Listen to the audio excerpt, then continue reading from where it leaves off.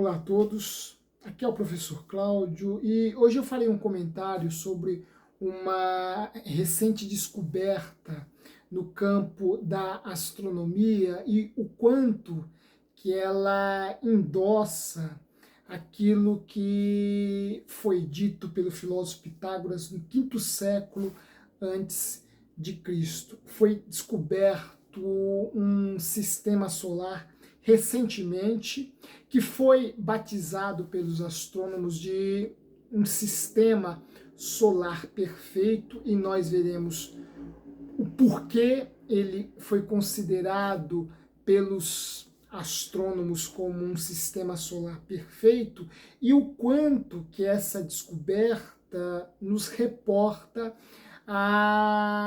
aquilo que Pitágoras já afirmava lá no quinto século antes de Cristo. Nós falaremos um pouco sobre isso, mas antes quero te convidar para se inscrever em nosso canal, para divulgá-lo aos conhecidos, aos colegas, aos familiares. Este é um espaço por meio do qual nós procuramos abordar questões relacionadas à filosofia, à ciência, à arte. Portanto, é um espaço por meio do qual nós divulgamos conhecimento. Portanto, nos ajude na divulgação deste espaço. Bem, eu li recentemente uma matéria jornalística que falava acerca desta recente descoberta, a descoberta de um sistema solar constituído por 6 planetas apenas e que foi considerado pelos astrônomos como um sistema solar perfeito. Este sistema solar foi batizado, os astrônomos lhe batizaram de HD 110067. É deste sistema solar ao qual nós nos referimos. Bem, este sistema solar, composto por apenas 6 planetas, tem algumas características que contribuirão para a sua compreensão e a compreensão de outros fenômenos ligados ao universo. E quais seriam essas características? A primeira seria o tamanho, a dimensão dos planetas. Estes 6 planetas possuem uma dimensão muito semelhante. Eles não são tão maiores, eles não diferem, melhor dizendo, né? Eles não diferem tanto em seu tamanho e guardam, portanto, praticamente as mesmas dimensões, né? a mesma circunferência, né? Portanto, o seu tamanho ou o tamanho semelhante de cada planeta é uma peculiaridade nesse sistema solar, que o difere do nosso, onde os planetas são os planetas têm tamanhos bastante diversificados, né? O Netuno, por exemplo, é muito maior que a Terra, enfim, os planetas que compõem o nosso sistema solar têm dimensões muito diversificadas. E este planeta, o HD 110067, além dos seus planetas terem praticamente o mesmo tamanho, eles também desempenham uma órbita muito parecida. Na verdade, eles desempenham uma órbita que segue um padrão bem definido, né? De tal modo que o planeta mais próximo de sua estrela segue uma ordem, segue uma órbita que tem uma proporção muito precisa em relação ao planeta mais distante dessa estrela, e este em relação ao planeta mais distante, e assim sucessivamente. A órbita desses planetas obedece um padrão muito rigoroso, muito preciso, e a órbita desses 6 planetas seguem uma ordem muito bem precisa, muito bem exata entre eles. Ou seja, esses 6 planetas desempenham um movimento bastante simétrico, um movimento bastante preciso, um movimento que conserva um certo padrão entre eles. Estas características dão a este sistema solar uma espécie de estabilidade, uma espécie de imutabilidade, por assim dizer, que é uma prerrogativa muito importante para o estudo de um sistema solar, para se conhecer um sistema solar.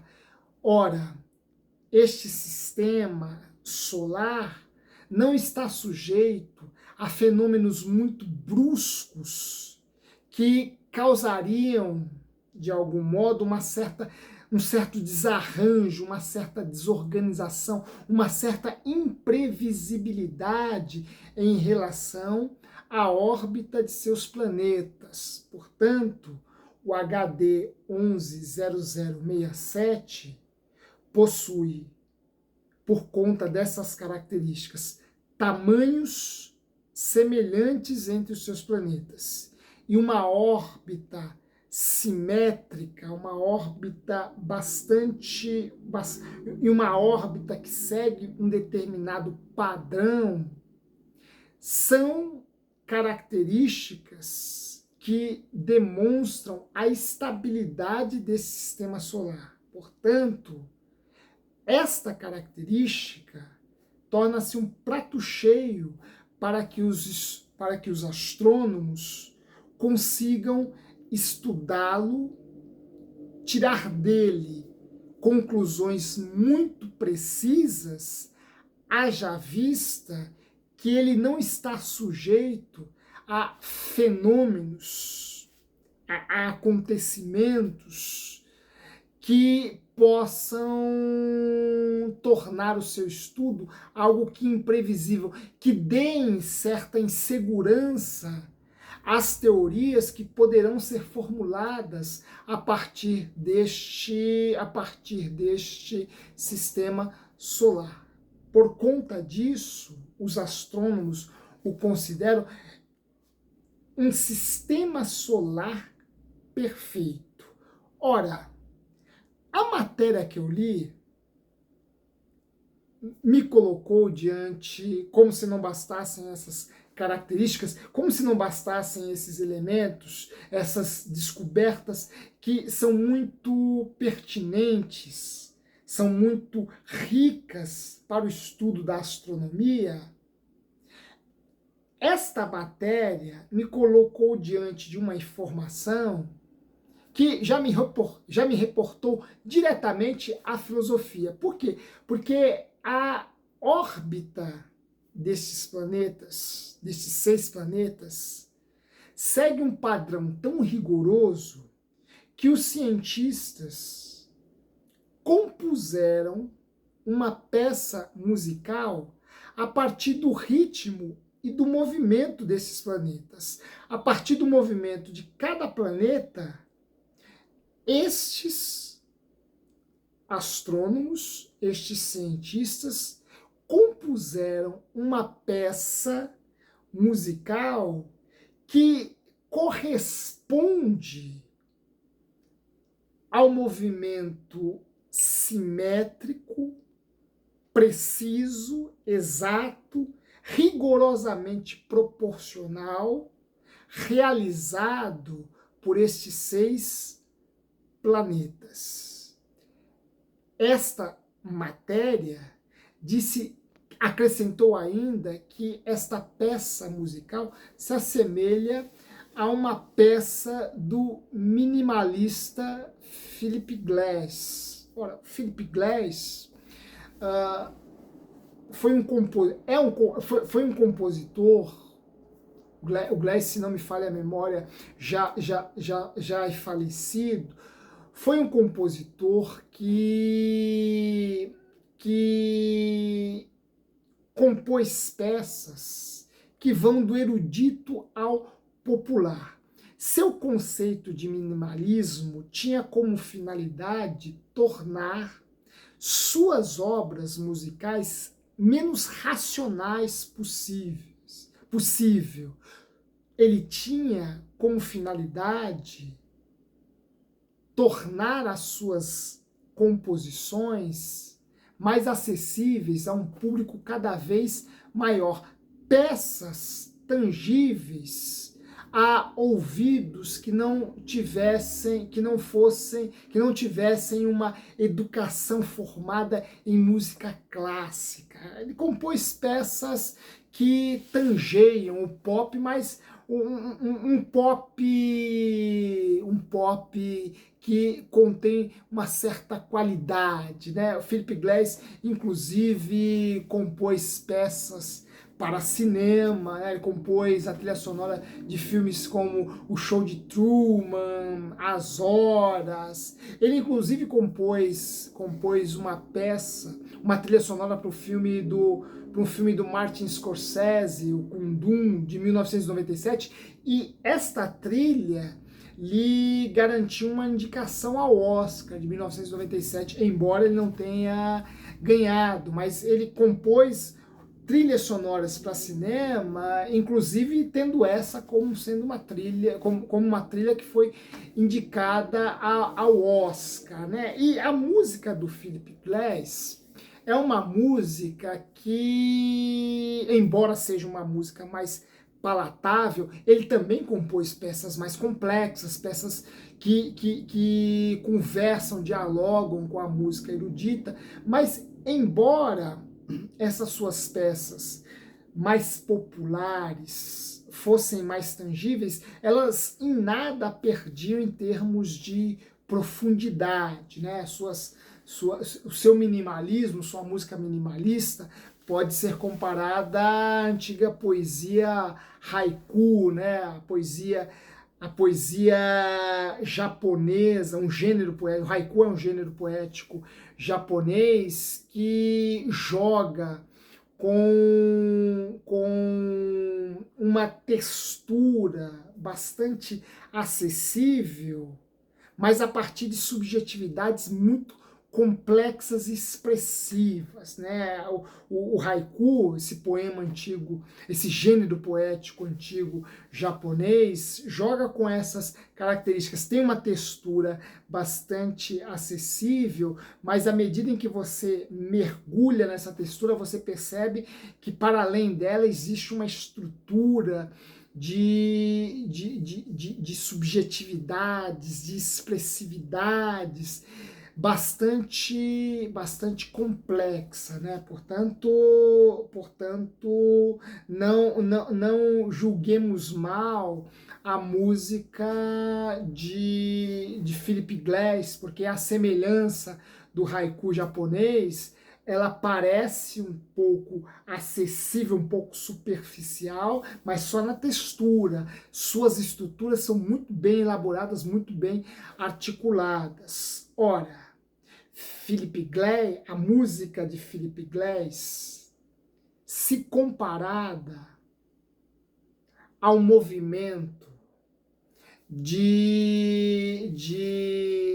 dos planetas do sistema HD 110067, esta relação música, e lembremos-nos, né, os astrônomos compuseram uma peça musical a partir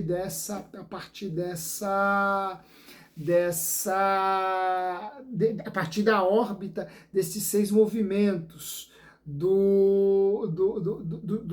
desse sistema solar recentemente descoberto. Cada movimento de um planeta, uma nota.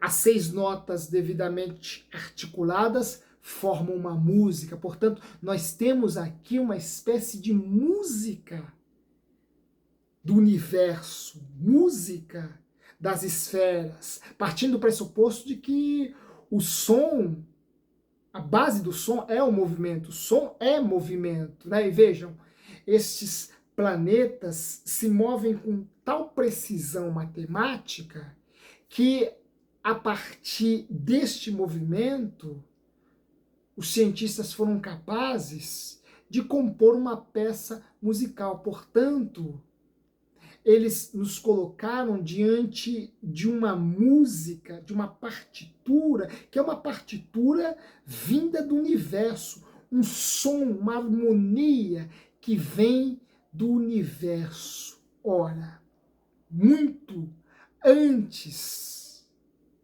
de nosso tempo, muitos séculos antes desta descoberta, muitos séculos antes da composição desta peça musical, para sermos mais precisos, lá no quinto século antes de Cristo, Pitágoras já havia desenvolvido a sua música das esferas. E ele já havia afirmado que o universo, e é claro que a noção de universo que Pitágoras tinha no quinto século antes de Cristo não é a mesma que nós temos hoje, é claro. Entretanto, ele já havia concluído, inferido alguma sonoridade harmônica e perfeita no universo que ele desenvolveu a partir de sua música das esferas, a partir de sua música do universo. Para Pitágoras, os planetas se moviam com tal precisão matemática e geométrica que deste movimento emanava uma música, provinha uma sonoridade que, embora não fosse perceptível ao ouvido humano, nem por isso ela deixava de existir. Ora, para Pitágoras, e Pitágoras foi um filósofo que colocou o universo dentro de uma coreografia, dentro de um balé. Para Pitágoras, o universo, devido ao movimento preciso, rigorosamente proporcional, matematicamente proporcional, produzia uma sonoridade, uma harmonia perfeita. Ora, Pitágoras afirmava isso muito antes dos primeiros satélites serem lançados no universo. Muito antes de Galileu utilizar uma luneta, apenas acompanhando o movimento cíclico da natureza